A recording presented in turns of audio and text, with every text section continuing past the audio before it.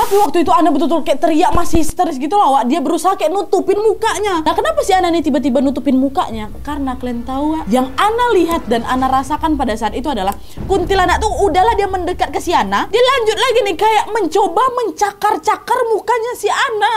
Hai, wassalamualaikum warahmatullahi wabarakatuh. Terima kasih sudah klik video ini. Oke, Wak, jadi di malam Jumat ini seperti biasa aku akan menceritakan kembali kisah horor Wawa yang udah masuk ke part 79. Nah, kalau di part 78 minggu lalu aku udah bahas soal Wawa si Irin ya, yang bertemu sama putri berkepala leak dan penari-penarinya. Untuk KHW kali ini aku akan membahas tentang pengalaman horor Wawa yang mendapatkan gangguan waktu dia bersekolah di sekolah pramugari, Wak. Dan yang ternyata gangguan ini berasal dari kawan dekatnya sendiri yang menyimpan rasa iri, dengki, busuk hati gitulah. Nah, jadi gimana cerita lengkapnya? Tanpa berlama-lama kita langsung masuk aja ke kisahnya, yuk. Check it out.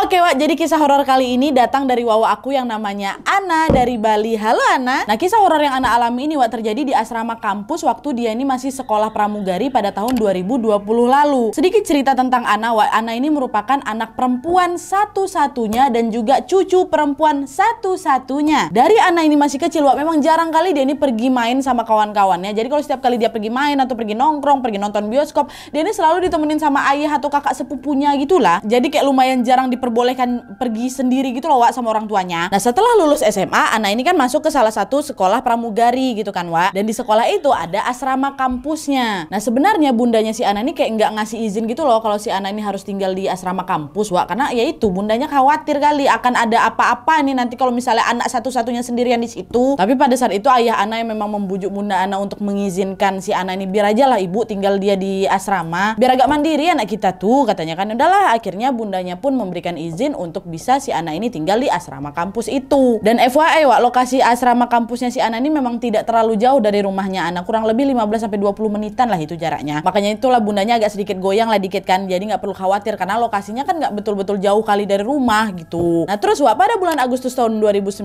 tanggal ini adalah pertama kalinya Ana masuk ke asrama kampus. Pada saat masuk, Ana sama sekali tidak merasa aneh atau ada hawa-hawa nggak enak di asrama itu, nggak ada sama sekali. Karena memang kata Ana, asrama itu cukup nyaman kok, Nan, untuk ditinggali. Nah, seiring berjalannya waktu, Wak, Ana ini punyalah beberapa kawan kan, dan ada satu temennya yang betul-betul kayak deket kali lah sama dia. Kita sebut aja lah nama kawannya ini Via ya. Mereka ini udah kayak bestie gitu lah, Wak, berteman baik. Bahkan Via ini juga sering nginap di kamarnya si Ana. Maksudnya kamar asrama itu kamarnya satu-satu, Wak, satu kamar satu orang gitu, ha. Nah, singkat cerita, Wak, waktu udah masuk ke tahun 2020 sekitar bulan April, Ana mulai merasa adanya gangguan-gangguan nih di kamar asramanya. Padahal kamar aku tuh bukan tipe kamar yang hawanya nggak enak, bikin merinding tuh enggak, biasa aja. Tapi entah kenapa masuk di bulan itu aku tiba-tiba kayak nggak enak aja di kamar tuh, nah. Jadi kayak nggak nyaman. Ada aja beberapa kali gangguan yang aku dapat di kamar tuh. Nah, salah satu gangguannya itu adalah waktu si Ana ini dapat pelajaran di sore hari, kan pulangnya sekitar jam 8 malam tuh, Wak. Nah, sesampainya Ana di kamar asramanya, dia langsung lah itu bersihin makeupnya kan, terus dia lanjut mandi. Habis dia selesai mandi, dia masak lah itu mie instan. Nah, pas lagi enak-enak makan ini, tiba-tiba Ana mendengar seperti ada orang yang kayak numbuk sesuatu gitu loh, Wak. Ah, kayak gitu. Dan suaranya persis berada di depan kamarnya Ana. Tapi pada saat itu aku nggak ada mikir aneh-aneh. Nah, dia biasa aja. Yang ada aku pengen ngecek itu sumber suara. Udahlah, pergilah dia mendekati pintu depan, kan dibukanya pintu tuh. Tapi nggak ada apa-apa, Wak. Nah, karena nggak ada apa-apa, ya udah Ana balik lagi masuk, lanjut lagi makan mie kan. Nah, tapi pas baru aja mau duduk nih, suara muncul lagi, Wak. Dan itu tuh nggak cuma di depan pintu aja loh. Suaranya tuh kayak mutarin kamar asramanya Ana. Dong, dong, dong. Terdengar dung dung dung dung dung. Nah, itu durasinya lama loh, sekitar 10 menitan katanya. Nah, mengalami situasi kayak gini, Ana udah mulai ngerasa takut tuh dan jadi kayak nggak enak. Kenapa ya? Kok tumben-tumbennya kayak gini? Tapi gara-gara dia nggak mau terlalu pikirin kan, akhirnya setelah si Ana makan, dia lanjut tuh tidur. Nah, kemudian, Wak, di keesokan harinya pada saat ada jadwal kelas, Ana nih duduknya paling belakang yang deket tembok yang berderet sama pintu, Wak. Nah, pas lagi fokus belajar, Wak, tiba-tiba Ana melihat di depan kelas ada cewek yang lagi kayak ngelihat ke arah Ana gitu sambil melambaikan tangan dan tersenyum. Senyumannya itu tapi bukan senyum yang bikin serem ya, Nat, ya. Senyumannya cantik, kata si Ana. Nah, pas Ana lagi merhatiin si cewek ini, yang cewek cantik nih, tiba-tiba aja, Wak, cewek tuh hilang. Di situ Ana langsung mikir kan, hah? Kok hilang? Barusan aku nengok apa itu? agak panik memang Ana, Wak. Tapi waktu itu dia nggak begitu mau memikirkan lagi karena sebentar lagi udah mau ujian simulasi nih. Nanti juga ada training. Aku nggak bisa lagi mikirin yang nggak penting kayak gini. Udahlah, aku fokus aja untuk ke ujian simulasi sama training nanti. Tapi yang jelas aku masih ingat kali Nadia itu ada perempuan senyum sama aku, habis itu dia hilang. Nadia tuh, itulah gangguan kedua berarti yang dialami sama si Ana selama ada di kampus itu ya kan. Beberapa hari kemudian Wak, Ana pun akhirnya melakukan ujian simulasi ini. Dan sebelum ujian ini dimulai Wak, semua siswanya itu diminta untuk ganti baju seragam. Ana pergilah ganti baju bersama 4 orang lainnya, termasuk salah satunya Via, kawan dekatnya. Dan selesai semua ganti baju, ujian simulasi pun dimulai Wak. Nah pada saat itu mereka ini dibagi beberapa kelompok. Satu kelompok isinya 2 orang. Dan waktu itu Ana pas pula satu kelompok sama Via. Nah Ana jadi cai-cai jadi staffnya, Via ini jadi penumpangnya kan. Dah lah tuh ujian simulasi pun dimulai. Nah awalnya ujian tuh berjalan lancar Wak. Sampai tiba-tiba di waktu si Ana lagi simulasi nih, ica-icanya kan si Ana ini pura-pura ngasih boarding pass gitu kan ke si Via. Nah waktu ngasih boarding pass ini tiba-tiba Ana teriak histeris sekali. Wah! Kata gitu kan. Kenapa dia bisa teriak? Karena pada saat itu Ana melihat ada sesosok kuntilanak yang mukanya hancur kali Nadia. Nah kuntilanak ini lagi meluk si Via dari belakang dan sambil ngejilat-jilatin pipinya Via. Wah, apa nggak histeris si Ana? Saking histerisnya sampai terjatuh si Ana tuh, gara-gara dia lemas sekali. Melihat hal itu, guru sama siswa-siswa yang lain pun bergegas lah menolong si Ana kan. Ikut panik juga nih semua. Weh Ana, kok kenapa Ana? Dan saat si Ana ini sudah mulai tenang, Ana barulah menceritakan apa yang dia lihat tadi ke gurunya. Nah tapi Wak, pada saat itu respon gurunya itu cuman diam aja gitu. Dan dia meminta si Ana, udahlah itu mungkin perasaan kamu aja. Udah kamu istirahat. Nanti kalau ada waktu lain kamu boleh ngulang itu ujian simulasinya, kata gurunya gitu. Dan semenjak kejadian itu Wak, Ana nih jadi sering kali diganggu. Sering kali dia nih diganggu. Mulai dari dengar suara orang yang ketawa waktu dicari, nggak ada orang ketawa sama sekali. Ada juga suara kayak kepala dijedotin ke pintu tuh, atau kalian kan kayak gitu dia dengar juga. Dan bahkan Wak, Ana juga pernah melihat penampakan pocong di depan jendela kamarnya. Dan itu nggak cuma nampakin diri aja, dibarengi dengan suara. Ingat kalian suara duk-duk tuh suara apa sebelumnya? Itulah suara duk-duk yang sebelumnya pernah si Ana dengar Wak. Ternyata suara duk-duk yang dia dengar waktu itu adalah suara pocong. Pocong tuh lagi ngapain? Aduh ya Allah, jendela lagi depan aku. Ih. Dan gak cuma itu aja Wak, bahkan Ana ini pernah melihat kuntilanak jalannya merangkak kan? Tapi bukan merangkak gini, kayang. Merangkak kayang tuh kalian kan, dari depan kelasnya terus masuk deh ke tempat ujian simulasi itu. Nah tapi anehnya Wak, yang mengalami kejadian-kejadian horor tuh cuman si Ana aja. Teman-teman yang lain tinggal di asrama tuh nggak pernah diganggu-ganggu kayak gitu, nggak ada sama sekali. Ada mayem aja, mereka tidak ada satupun orang yang bercerita, iya aku barusan diliatin pocong, aku barusan diliatin kuntilanak kayang, nggak ada. Dan kejadian-kejadian horor ini Wak terjadi selama berbulan-bulan di Ana. Hal inilah yang akhirnya membuat Ana apa? Stres, jadi jarang tidur. Ana punya sering pingsan waktu lagi sekolah Wak, karena kecapean. Bahkan berat badan aku turun sampai 8 kilo Nadia. Nah di titik itu Ana tuh pengen kali cerita sama keluarganya, sama bundanya terutama. Tapi ya Ana jadi takut lah nanti kalau misalnya aku kasih tahu, mamaku jadi khawatir pula, disuruh pula aku nggak usah lanjutin sekolah pramugari ini kan. Padahal udah tanggung kali nih, bentar lagi udah mau ujian nih, abis itu training. Makanya itulah akhirnya Ana pun simpan sendiri cerita itu Wak. Nah sampai akhirnya ada suatu kejadian yang cukup bikin heboh satu kampus dan bahkan sampai bawa-bawa pihak kepolisian Wak. Ya, ini puncaknya nih. Jadi ceritanya, pada suatu waktu Ana ini akan bisa mendapatkan izin training kalau dia sudah mengikuti ujian simulasi Wak. Dan di hari itu adalah jadwal ujian simulasi berikutnya. Nah Ana pun siap-siap lah kan, dia bergegas ganti baju seragam buat simulasi itu. Nah pada saat berada di ruang ganti baju ya mereka siap-siap lah kan. Ada yang lagi pakai seragam, ada yang lagi benerin seragamnya, ada yang lagi nyisir rambut. Dan nyisir rambut ini siapa? Ana. Nah waktu lagi asik sisir rambut ini Wak, dari cermin Ana melihat ada sosok kuntilanak yang waktu dia tengok lagi meluk si Via dari belakang tuh,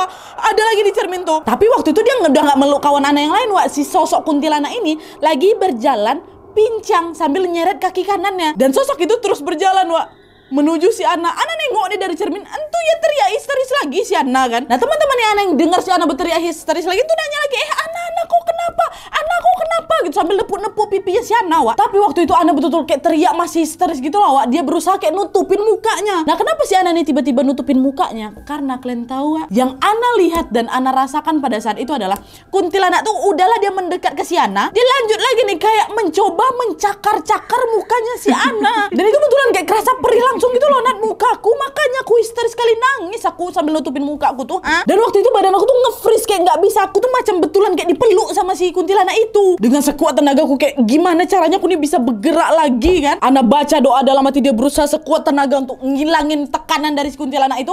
Sampai akhirnya waktu dia buka mata, badannya udah bisa digerakin Wak. Dan kuntilanak itu kalian tahu, pergi dia kayak ninggalin Ana tuh sah gitu kan. Nah, mendapat kesempatan ini Ana langsung bergegas lah lari keluar ruangan, nggak dipedulikannya lagi kawan-kawannya tuh. Dia lari keluar, dia turun dari ruang ganti pakaian, langsung dia berlari keluar kampus. Udah nggak peduli lagi aku sama ujian simulasi aku waktu itu Nadia. Berlari aja aku sekuat tenaga, aku mau ninggalin itu kampus. Nah pada saat berlari ini Ana juga dengar Wak, suara kawan-kawan yang manggil si Ana dari belakang mencoba buat ngejar si Ana. Gak aku pedulikan Nadia, yang ada di pikiran aku hanyalah aku pengen pulang. Aku mau ketemu bunda aku takut di sini, aku pengen pulang pokoknya. Terus Wak, Ana berlari itu kan kabur, dia berlari gitu menjauhi gedung itu kan. Dan saking paniknya Ana ini berlari, dia nggak nengok kiri kanan, keserempet mobil Wak di perempatan, jatuh. Berdarah itu tangan aku, lecet, pipis aku pula, pelipis aku luka. Sampai sempat itu dibantu sama polisi Wak buat kayak ngindarin kemacetan gitulah, karena Ana tengah-tengah jalan waktu keserempet tuh. Dan waktu kejatuh itu samar-samar juga Ana masih mendengar suara histeris kawan-kawannya yang ternyata juga ngejar Ana sampai ke situ. Dan sampai keserempet kayak gitu Ana pun masih nggak peduli, dia tetap mau pulang, tetap lari lagi Wak. Dia melanjutkan perjalanannya balik ke rumah. Saking udah kayak betul-betul takut nggak mau balik lagi ke kampus, bercampur juga rasa panik dia ya kan. Udah nggak peduli lagi dia sama badannya Wak, tetap lari ya. Tetap lari, kawannya pun ngejar lagi. Jadi kayak kejar-kejaran mereka ini Wak. Nah, sampailah di titik si Ana ini kayak udah ngerasa, oh aku udah cukup nih jauh dari kampus nih kan. Ana coba lagi nengok ke belakang Wak. Nah, ternyata itulah dosennya, kawan-kawannya, bahkan polisi yang tadi bantuin dia waktu keserempet tuh ikutan juga masih ngejar dia dari belakang. Dan yang bikin kesalnya lagi Nadia, aku udah berlari sejauh itu, udah ketabrak, aku masih juga aku tetap berlari ya kan.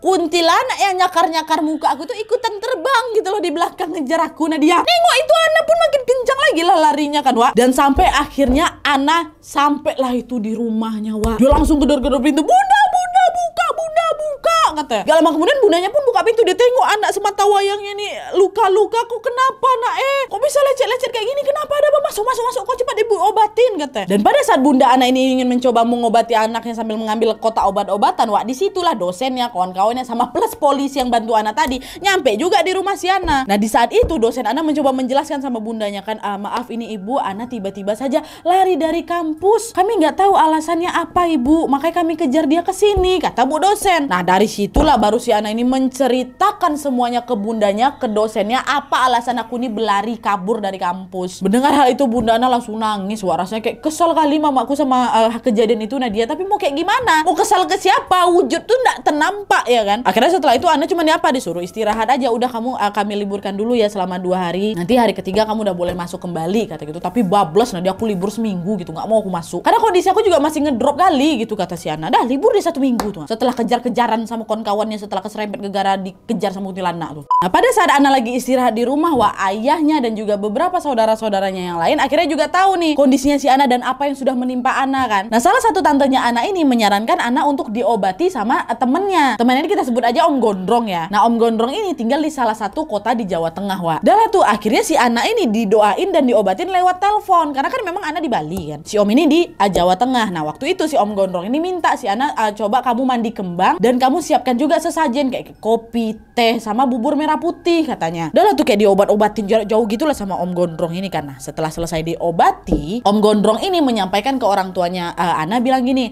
anakmu ini digangguin sama temannya ini iri sama anakmu karena dia lebih cantik, banyak juga teman-temannya, dan ujiannya juga lancar-lancar aja. Makanya si kawan ini minta bantuan sama setan buat bisa bikin muka anak kau tuh hancur, biar nggak ada lagi yang senang sama anakmu gitu kata Om Gondrong Wak. Dan kata Ana Wak, memang setelah kejadian itu cakar-cakar di muka Ana tuh jadi kayak merah-merah gitu loh, banyak lecetnya, kayak betulan habis dicakar orang Wak. Nah tapi syukur ya setelah diobati pun luka-lukanya Ana ini bisa hilang. Nah setelah itu Om Gondrong ini sempat nanya nih sama Ana, apa kamu pernah melihat sesuatu yang aneh dari teman kamu katanya.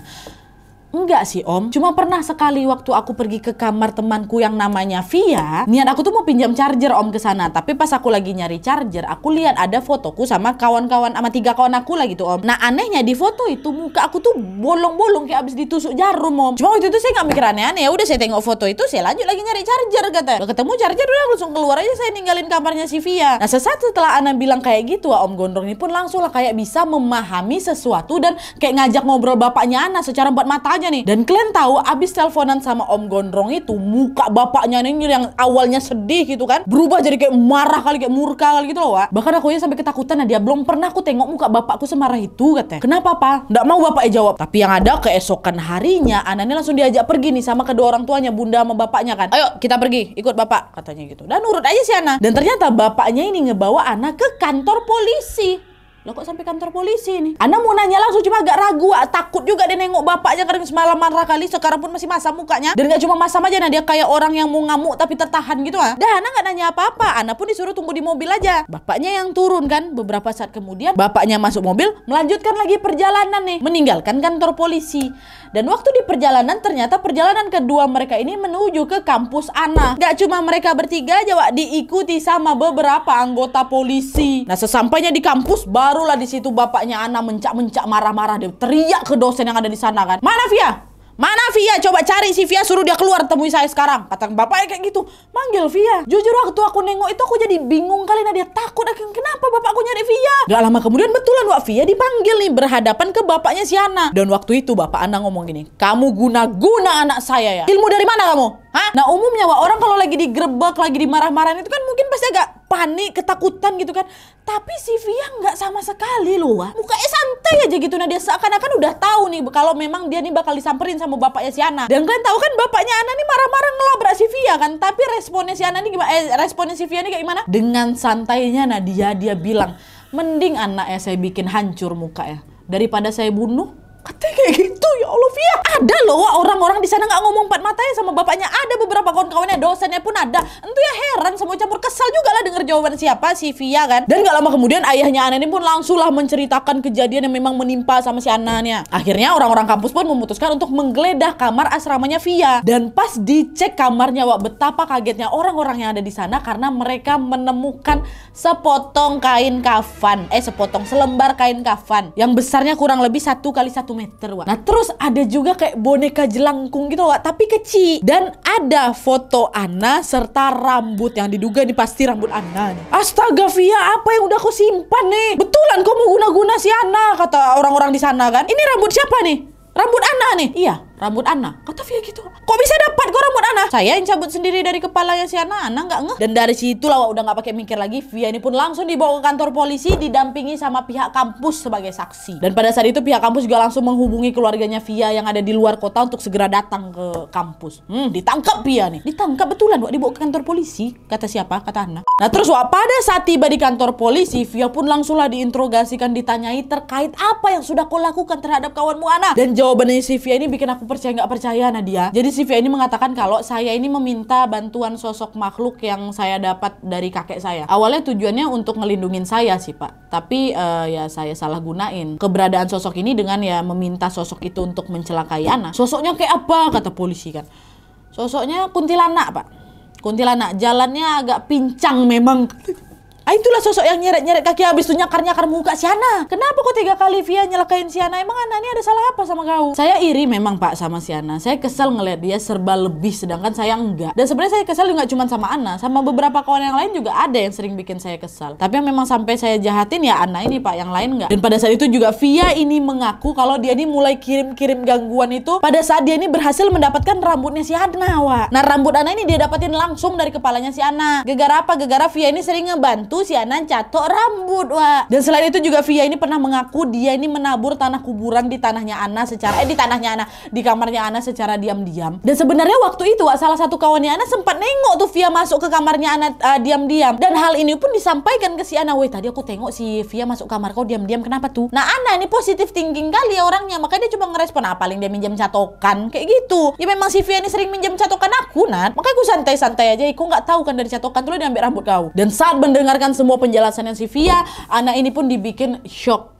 Sedih kali lah dia dengarnya, Wak. Ditambah lagi dari semua penjelasan yang Via berikan, Via ini kelihatan sama sekali tidak merasa bersalah tuh kalian, senyum-senyum cemengehesan ya, kayak dia lagi ngegibahin kawannya aja gitu. Apa nggak kesal kalian? Nah akhirnya pada saat itu pihak keluarga Ana pun langsung memutuskan untuk tahan aja anak ini pak, tahan dia dulu sampai nanti keluarga datang, biar keluarga aku tahu apa perangai kau di sini. Itu kata keluarganya siapa? Si Ana. Karena kebetulan keluarganya Via ini berada di luar kota kan pak. Nah adalah tuh beberapa waktu kemudian setelah keluarganya si Ana ini si Via ini datang, ternyata yang datang tuh cuman bapaknya si Via aja pak. Ketemu sama polisi, dijelasin lah itu kan sama polisi soal kronologi kenapa anaknya ini bisa ditahan di kantor polisi. Mendengar hal itu bapak Via pun langsung nangis, ya ampun pak, dia mohon-mohon itu sama bapaknya si Ana untuk tolong jangan tahan anak saya Via pak. Nggak bisa kayak ini, kurang ajar anak kamu. Jadi tolak mentah-mentah sama bapaknya Ana wak. Enak aja kalau udah kayak gini damai-damai. Yang nggak mau saya, ini anak saya satu-satunya. Anak saya pun nggak ada berbuat salah sama anak bapak, tapi kenapa anak bapak tega kayak gini? Harus biar jerah dia, masukkan aja dulu dalam penjara. Itu kata bapak. Nggak terima betulan. Nah tapi waktu itu wak, bundanya si Ana pula nggak tega nengok bapak Via nangis-nangis memohon kayak gitu kan. Akhirnya bundanya bujuklah bapaknya si Ana. Coba lah ya denger dulu apa alasan bapaknya ini. Mungkin ada alasan kenapa Via bisa setega ini sama anak kita. Nah mendengar masukan itu emosi ayah Ana pun agak sedikit mereda tuh, dan mereka pun mencoba mendengarkan cerita dari bapaknya Via. Ya udah apa alasannya? Kenapa anak kamu bisa kayak gitu? Nah jadi wak, dari penjelasan bapaknya Via ini bilang Via ini punya kakak perempuan. Dari Via kecil mamanya ini suka membanding-bandingkan Via sama kakaknya itu. Kakak Via ini cantik, putih, mulus, udah jadi pramugari pula. Pokoknya kayak didukung, disupport, dibanggakan kali lah sama mamanya. Sedangkan si Via ini sering dikatain jelek sama mamanya, dan sering kayak nggak dianggap gitu lah wak kalau misalnya mereka keluarga nih lagi jalan-jalan. Dan parahnya lagi waktu si Via ini bilang dia mau masuk ke sekolah pramugari, mamanya malah bilang kau tuh udah jelek, hitam, nggak bisa bahasa Inggris, mau jadi pramugari pula kau, mimpi kau ya. Itu kata mamanya. Nah mendengar hal ini Ana tuh ya jadi kayak ya Allah kok tega kali mamanya kayak gitu sama anaknya ya. Bahkan bapaknya Via ini juga bilang kalau saking seringnya si Via ini dikatain jelek sama mamanya pak, Via ini jadi kayak insecure. Pernah bahkan waktu SMP Via ini dicakarnya muka kawannya sampai berdarah pak. Pokoknya si Via ini jadi sering kali nyakitin orang yang bikin dia ngerasa jelek gitu wak. Ini kan definisi busuk hati ya kan. Dan dari penjelasan ini Ana pun jadi sedikit paham kenapa dia ini ngejahatin si Ana. Dan Ana pun jadi nggak tega pula mau jeblosin si Via ini ke dalam penjara wak. Tapi aku tetap kesal kali sama dia, anak kok bisa dia setega itu. Padahal aku nggak pernah ngata-ngatain dia, nggak pernah beda-bedain dia sama kawan-kawan yang lain. Saya pun kaget pak, anak saya ini main ilmu hitam. Selama ini saya nggak tahu kalau Via memiliki ilmu hitam itu, dan sosok penjaga Via itu memang dari Via lahir ada bapak. Tapi saya nggak tahu menau nih kayak mana Via ini bisa meminta bantuan dari hal-hal gaib itu. Dan setelah mendengar semua penjelasan dari bapaknya Via, ayahnya Ana pun goyah wak. Beliau pun langsung lah kayak mencabut gitulah tuntutannya dan mengurungkan niatnya untuk bisa menahan Via. Dan setelah kejadian itu Ana sama keluarganya pun kayak mencoba melupakan lah kejadian-kejadian itu, walaupun sebenarnya aku kesal kali dalam hati aku nih Nadia, sampai rusak loh mental aku. Karena kan sejak kejadian yang menimpa aku tuh, menurut keluarganya si Ana wak, Ana nih jadi suka tiba ketakutan sendiri gitu loh kalau lagi bengong. Tapi syukurnya setelah kejadian di kantor polisi itu Ana udah nggak lagi mengalami gangguan yang aneh-aneh wak. Dan katanya hubungan antara Ana sama si Via ini juga sudah membaik. Tapi tetap ayahnya Ana minta udah kau jaga jarak aja sama Via, nggak usah terlalu sedekat dulu. Ya keluarga Ana kan pasti juga trauma kali lah wak. Dan ini penutupnya agak sedih juga sih. Yang sedihnya kata Ana nih ya, saat perayaan Paskah tahun lalu Ana mendapatkan kabar kalau Via ini sudah meninggal dunia akibat mengakhiri hidupnya wak, katanya. Dan setelah diusut punya usut, penyebab dia mengakhiri hidupnya adalah karena Via nggak lolos tes pramugari. Sedih ya? Ya Allah. Kayaknya yang kurasain ya Via ini kayak pengen buktiin ke mamanya kalau aku bisa loh jadi pramugari.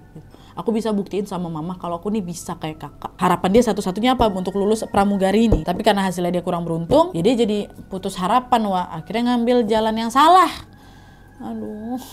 Ya semoga tenang aja lah di sisinya ya Via. Amin ya rabbal alamin. Oke wak, jadi itu tadi kisah horor dari wawa aku yang namanya Ana yang berasal dari Bali. Makasih Ana. Dan dari kisah ini aku pengen bilang kalau tolong stop membandingkan anak sekarang juga ya. Membandingkan anak, membandingkan kawan, membandingkan siapapun. Karena pasti akan ada dampak negatif yang dapat dialami oleh orang yang kita bandingkan ini. Karena sering dibanding-bandingkan. Bisa jadi meningkatkan persaingan antar saudara, antar kawan. Bisa juga dia jadi menjauh dari orang tua. Hingga yang paling ekstrim apa? Ya seperti yang dilakukan sama Via ini. Muncul rasa kebencian, iri sama dengki kepada orang lain yang dia anggap melebihi dia padahal nggak salah apa-apa. Oke Wak, jadi itu tadi kisahnya. Gimana menurut kalian? Apakah di antara kalian juga pernah mengalami hal yang sama atau lebih ekstrim lagi atau lebih menyeramkan lagi? Boleh langsung share aja kisah kalian ke email di bawah ini dengan subjek kisah hororku, dan sertakan juga nomor WhatsApp sama Instagram kalian supaya aku gampang hubungin kalian waktu kisah kalian di-up di video selanjutnya ya. Oke Wak, sekian dulu videonya. Terima kasih banyak yang sudah menonton. Kalau kalian suka video ini, klik like-nya. Jangan lupa komen di bawah untuk ide dan saran-saran untuk video selanjutnya. Jangan lupa nyalain notifikasinya supaya kalian tahu kalau aku upload video baru. And as always, jangan lupa untuk klik tombol subscribe supaya kalian sama-sama tahu informasi menarik dan menegangkan dari channel aku. See you next video, Wak. Bye.